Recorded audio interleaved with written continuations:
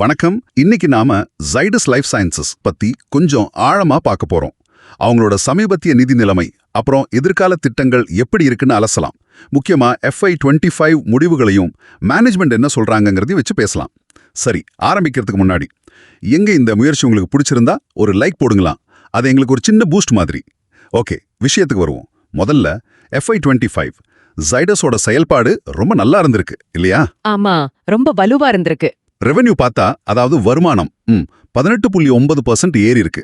Net ப்ராஃபிட்டும் 17.3% அதிகம். ஆமா, குறிப்பா அந்த கடைசி காலாண்டு Q4ல ஈபிட்டா மார்ஜின் 32.6% தொட்டது.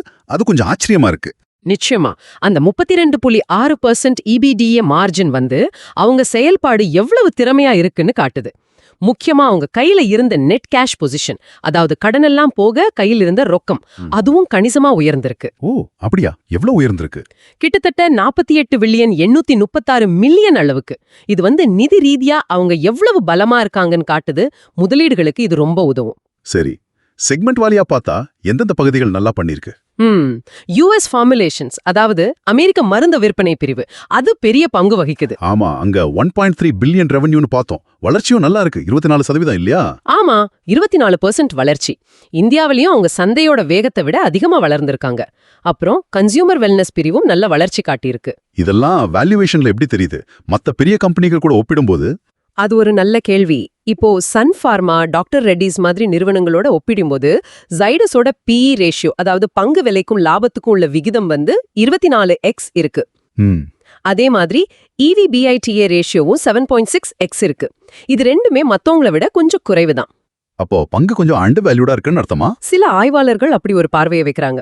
அதாவது இப்போதைய விலையில கொஞ்சம் மதிப்பு குறைவா இருக்கும்னு ஒரு கருத்து இருக்கு. இங்கதான் விஷயம் இன்னும் கொஞ்சம் சுவாரஸ்யமா மாறுதுன்னு நினைக்கிறேன். எதிர்காலத்தை பார்த்தா R&Dல நிறைய முதலீடு பண்றாங்கன்னு சொன்னீங்க. ஆமா, வருமானத்துல கிட்டத்தட்ட 7.4% வரைக்கும் R&Dக்கு செலவு பண்றாங்க. இது ஒரு பெரிய கமிட்மெண்ட் தான். புது மருந்துகள் ஏதாவது பைப்லைன்ல இருக்கா? இருக்கு. சாலோக்ளிட்டசார் மாதிரி சில முக்கிய மருந்துகள் அவங்க பைப்லைன்ல இருக்கு. இது போக புதுசா மெட்டெக் துறைக்குள்ளேயும் வந்திருக்காங்க. ஓ, ஆம்ப்ளிட்யூட் சர்ஜிக்கல் அக்விசிஷன் மூலமா? ஆமா, அந்த டைவர்சிஃபிகேஷன் நீண்ட காலத்துல எப்படி உதவுதுன்னு பார்க்கணும். ஆனா இங்க ஒரு முக்கியமான விஷயத்தையும் கவனிக்கணும்னு சொன்னீங்க. அது என்ன?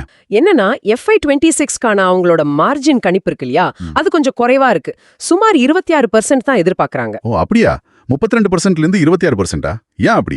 அதுக்கு சில காரணங்கள் இருக்கு. ஒன்னு ரெவ்லிமெட் அப்படிங்கிற ஒரு மருந்து, அதோட விலை அழுத்தம் அதிகமாகலாம் போட்டி வர்றதால. சரி. இன்னொன்னு, இந்த R&D செலவுகள் அதிகரிக்கிறதும் உடனடி லாபத்தை கொஞ்சம் பாதிக்கும். வேற ஏதாவது சவால் இருக்கா? அமெரிக்கால மிராபேக்ரான் மருந்து சம்பந்தமா ஒரு சட்ட வழக்கு போயிட்டு இருக்கு. அதோட விசாரணை 2026ல வரலாம்னு எதிர்பார்க்கப்படுது. அதோட முடிவு எப்படி இருக்குங்கிறது ஒரு கேள்விக்குறி. அப்போ மொத்தத்துல பார்த்தா சைடஸ் இப்ப நல்லா பண்ணிட்டு இருக்காங்க. நிதிநிலை வலுவா இருக்கு.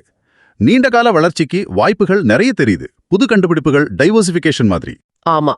ஆனா அடுத்த வருஷத்துல மார்ஜின் அழுத்தம், அப்புறம் இந்த சட்ட வழக்கு மாதிரி சில குறுகிய கால சவால்களும் இருக்கு. சரிதானே? சரியா சொன்னீங்க. அதுதான் இப்போதைய நிலவரம். ஒரு கலவையான சித்திரம்னு சொல்லலாம். முதலீட்டாளர்கள் இந்த ரெண்டு பக்கத்தையும் பார்த்து தான் முடிவெடுக்கணும். ரொம்ப நன்றி.